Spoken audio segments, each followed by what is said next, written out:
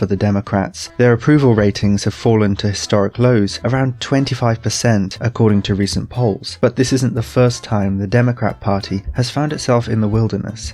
In fact, the current debate feels weirdly similar to the aftermath of the 2004 election. Back then, some prominent Democrats argued for moving towards the center to regain seats in Congress. Others called for a more left-leaning approach as a vocal opposition.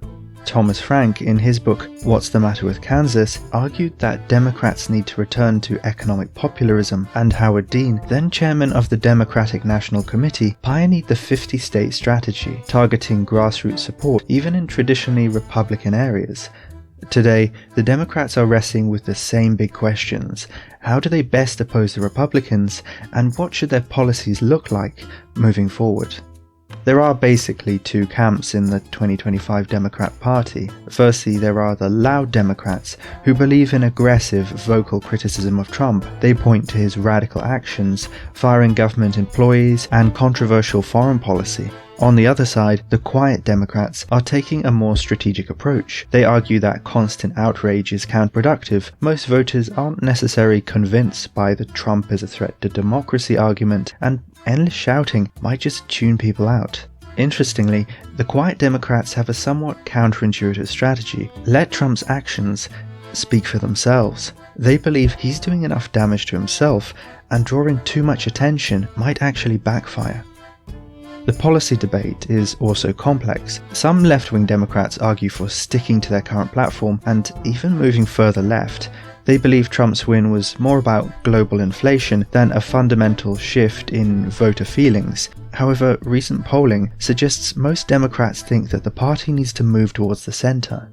Just as Thomas Frank called for economic populism in 2004, 2 decades later, the Democrats are discussing a similar idea: abundance liberalism.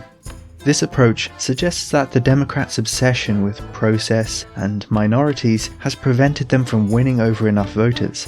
The idea is to use state power more effectively through deregulation, focusing on practical outcomes like affordable housing and renewable energy. Democrats need to figure out a coherent strategy for opposing Trump, reconnecting with voters, and developing policy ideas that are both progressive and practical.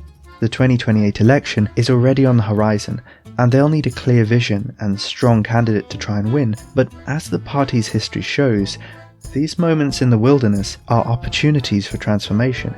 After the 2004 loss, they re-emerged with Obama and victory in 2008. So can they make the same turnaround this time, or is Trump's Republican wave too strong? Hi, it's Arthur. Thanks for watching this video. Remember to like and subscribe if you want more videos like this. Now, although Israel is a long-term ally of the US, this isn't the first time the two countries have had a diplomatic arm wrestle. In the 1960s, JF Kennedy fell out with Israel over its nuclear program, requesting US scientists be allowed to visit the site biannually.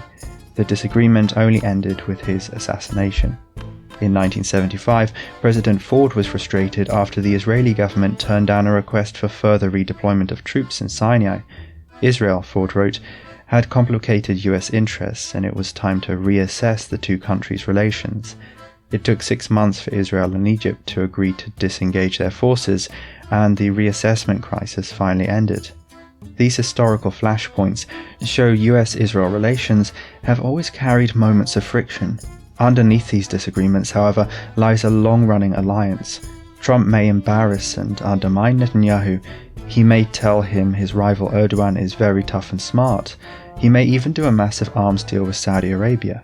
But Israel's access to superior US military technology remains unchanged. F-35s remain exclusive to Israel in the Middle East.